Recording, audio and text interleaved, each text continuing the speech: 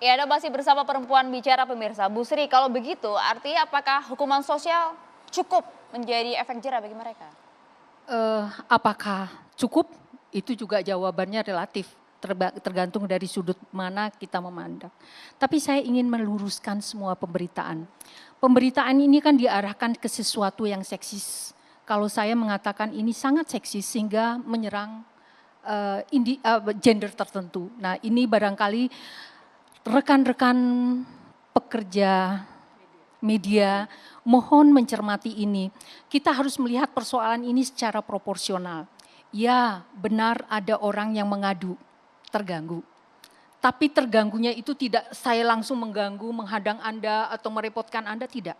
Tapi ada sebuah keramaian di situ sehingga saya tidak bisa lewat secara leluasa di jalan saya. Akhirnya menghambat saya masuk.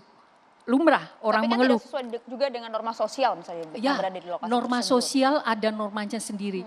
Norma sosial, sanksinya juga sosial. Norma hukum, sanksinya hukum. Kapasitas saya ini bicara soal hukum. Tetapi saya ingin mengajak kita semua memilah persoalan itu ketika dibawa ke sesuatu yang seksis, otak kita sudah langsung mengkreasikan, mengkonstruksikan bahwa pasti ada ini, ada itu, ada ini. Maka saya di sini ingin menjelaskan fakta apa sih yang ada. Orang senang-senang kok disalahkan, kok diganggu. Tidak ada yang salah dengan orang senang-senang. Nah, barangkali caranya apakah melanggar hukum? Sudah saya katakan bahwa dia tidak melanggar hukum. Satu-satunya kesalahan dari penyelenggara adalah tidak melakukan izin keramaian. Kalau ada izin keramaian, maka lalu lintas yang tadi stuck itu bisa diatur oleh pihak kepolisian, kan begitu. Nah, akan diatur, kalau diatur kan pasti tidak stuck, lambat, rame, ya. Tapi tidak stuck. Nah, apa yang terjadi di Depok sama sekali tidak berniat atau berpretensi untuk membenarkan apa yang terjadi. Tetapi mari kita buka mata, mari kita meletakkan persoalan ini secara proporsional. Sehingga otak-otak kita yang tidak tahu fakta sesungguhnya tidak digiring ke hal-hal yang negatif. Akhirnya anak-anak yang tadi kita harus memperlakukan dia seperti menjadi korban dua kali oleh sikap kita. Ya, maka kita apa tidak yang mau seperti itu. apa yang dilakukan oleh kepolisian? Kepolisian melakukan pembinaan, itu batas intervensi yang bisa dilakukan oleh kepolisian. Pembinaan, bahkan saya mau pendekatan malu, menumbuhkan rasa malu. Contoh, bagaimana saya pribadi, usia saya sudah dewasa kok, dimintain KTP-nya, dicatat alamatnya, dicatat tempat tanggal lahirnya, bahkan nomor WA dan sebagainya. Lengkap lah pembinaan di sana. Inilah, maka dari itu mari para orang tua, kita adalah orang-orang yang diberi amanah.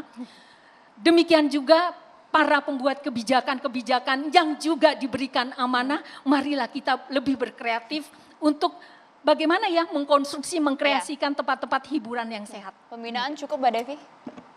Tentu saja ini harus gerak bersama, tidak mungkin ditimpakan tanggung jawabnya hanya pada satu institusi atau pada satu kelompok.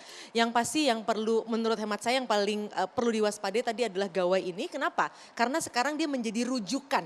Anak-anak itu ketika tidak lagi bisa berkomunikasi dengan orang tua misalnya, rujukan pertamanya adalah ini. Nah, persoalannya dari lebih 40 tahun yang lalu, kenapa apa yang menarik itu apa dari media? Ketika sering dilihat, lalu kelihatannya ramai dibicarakan, itu yang disebut dengan istilah desentisasi atau normalisasi.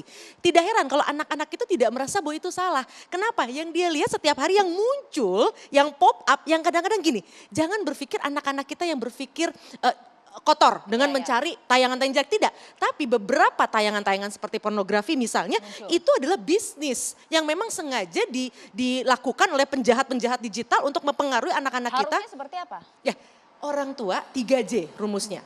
Jadi pastikan jarak antara satu aktivitas dengan aktivitas lain itu diatur.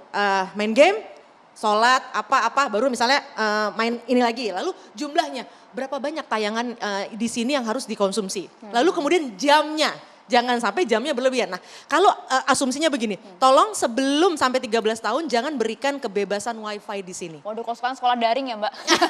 Lain, Sekolah daring, yes, Iya. ketika misalnya Zoom atau apanya. Tapi ketika dia kan alasannya gini, oh biar cari bahan, saya dosen.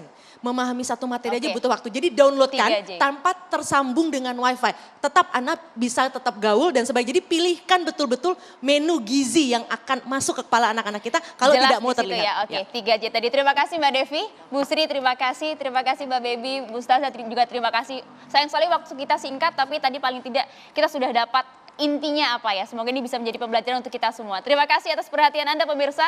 Saya Maria Segaf pamit, sampai jumpa.